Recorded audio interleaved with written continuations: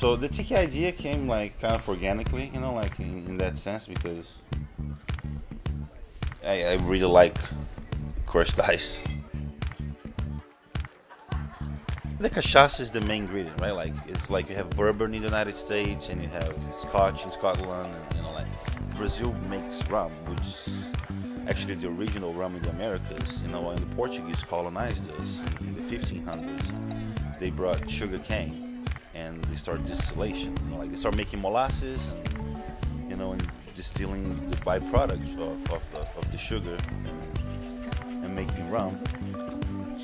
And at one point we start making agricultural style rum. That's what we have now. This is what brings you the cachaça, to the funkiness. And although like growing up in Brazil, I didn't drink much cachaça because it's hard to find good cachaça. There's not like available like we think it is. Like mainly industrial and toxic stuff that would leave you blind.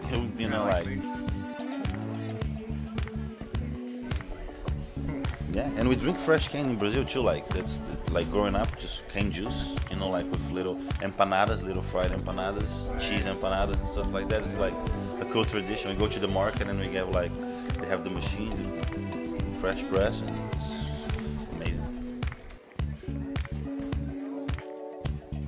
You know, I like passion fruit a lot, so I feel like passion fruit goes really well in tiki. You know, like zombie.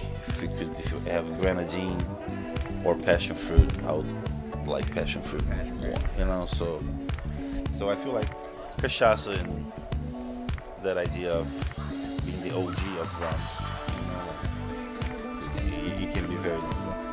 So I believe the cachaça and then using ingredients that I grew up with, you know, like pomegranate and passion fruit, guava, papaya. A lot of tropical fruit, and I feel like it's a great combination. And people sometimes they never had that before, like never had papaya, never seen guava. Growing up in Brazil, we always had a lot of tropical fruit. You know, like in my backyard, I had 2 types of avocado tree, guava tree, mango tree. In the front, I had a pomegranate tree. So, at the moment, I don't understand how we took it for granted, because when we have it, it's just like.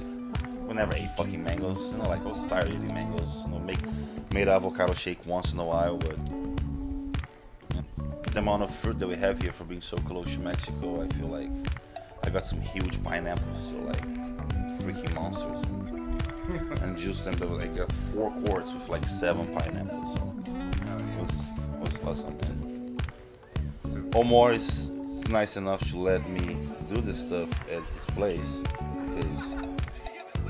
You know, like I feel like people had a good time, and like I did one 2 years ago, and I had a cocktail with papaya and chinar, and mainly cachaça was in most cocktails, because you know, although Omar is kind of skeptical about that, he's like, man, we should put some gin, and he did a cocktail with gin and açaí, which is the Brazilian berry, it was delicious, and banana. I think I had that. Yeah, the Fala Garoto.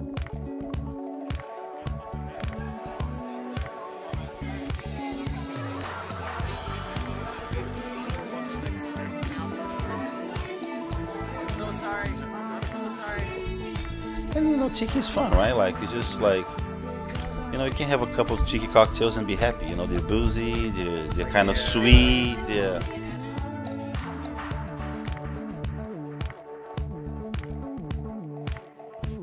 it's delicious. You know, like I feel like tiki, it's a good thing, brings people together. You know, like if you have a little more patience, you can wait for a nice garnish. Definitely. You know, like when you see something on fire, you don't see stuff on fire a lot of times. You know what I mean? Like so, it gives the regular civilian, that's why I like to call the regular public, because in the end they don't understand anything that's going behind the scenes. Like we don't know anything that's going behind the scenes in the military. We just imagine. In the end, we just clueless, and that's when people walk to a bar, they're just there, have a good time. They don't know. So I think it's our job to make, you know, like give them a good time. You know, within you know, like your capabilities and their attitude. Because if you're an asshole, I think you should just stay home. Yeah. You know, buy a 6-pack and stay home, guys. There's no need to go.